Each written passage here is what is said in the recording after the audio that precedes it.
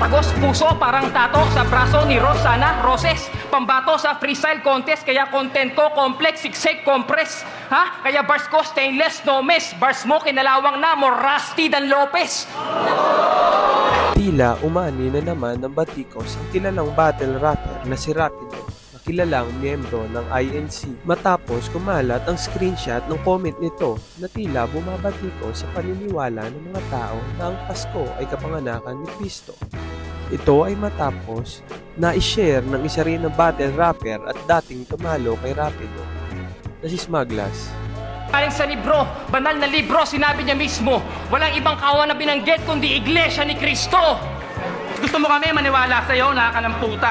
Di sa nagmamalanes o nagmamarunong po, para magmukhang angat dito o kahit saan pa. Sa akin lang naman yung totoo eh. Pero kahit di ka umamin, alam na. Sa ngayon, naayaan ko na lang umusga sa atin ng madla. Kung ginagamit ka nga ba ng Diyos o ikaw yung gumagamit sa Kanya.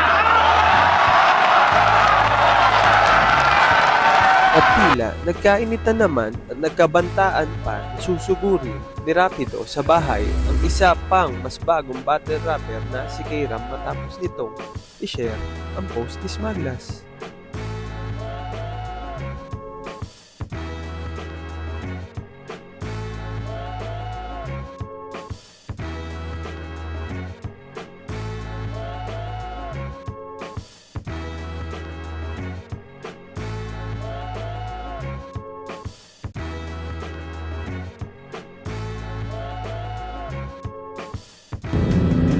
Ano ba daw ang nangyari? Bakit trending na naman ako?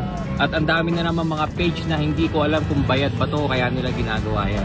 O nagkakaisa talaga sila. Ganito po nangyari dyan. Nag-post po ako noong December, hindi ko alam kung 23 or 24. Nag-post ako ukol doon sa pinag-iingat ko yung mga netizens natin na yung mga kabataan na nangangaroling ay ingatan po nila. Kasi nga, merong nabalitaan tayo na ni-rape at pinatay. So sabi ko, pinag-iingat ko. So nagmamalasakit ako. Ngayon, dahil marami tayong haters, merong nag-comment na kahit ganong kaganda ng post natin talagang mamasamain. Alam niyo yan. Merong nag-comment doon na Merry Christmas, mga Antikristo. Doon, so, siyempre, sa loobin ko, parang na-offend ako. Wala naman akong ginagawang masama, nagmalasakit na lang ako. Pero hindi ko siya binanatan ng masakit eh. Iniwanan ko siya ng tanong. At yun yung isinare nila Smaglas. Ang nakalagay doon, saan po ba mababasa sa Biblia yung birthday ni Jesus Christ? Nag-research ka ba sa religion mo?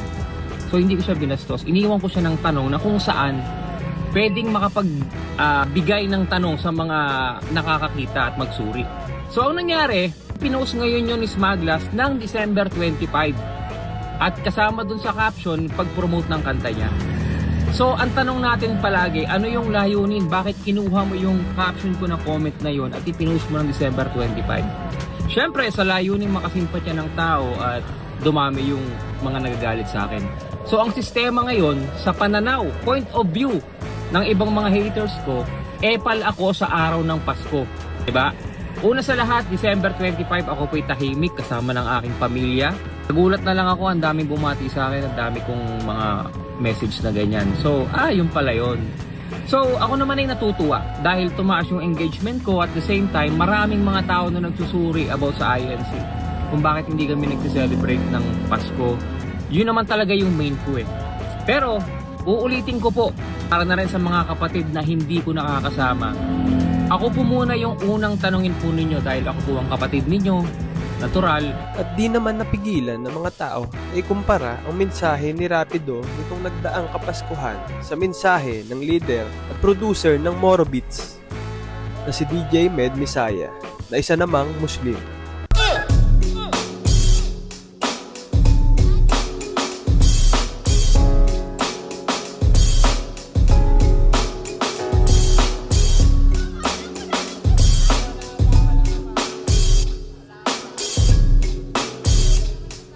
At humantong din sa mainit na comments ang dalawa dahil di umano gustong puntahan ng DJ sa kanyang gig itong si Rapido.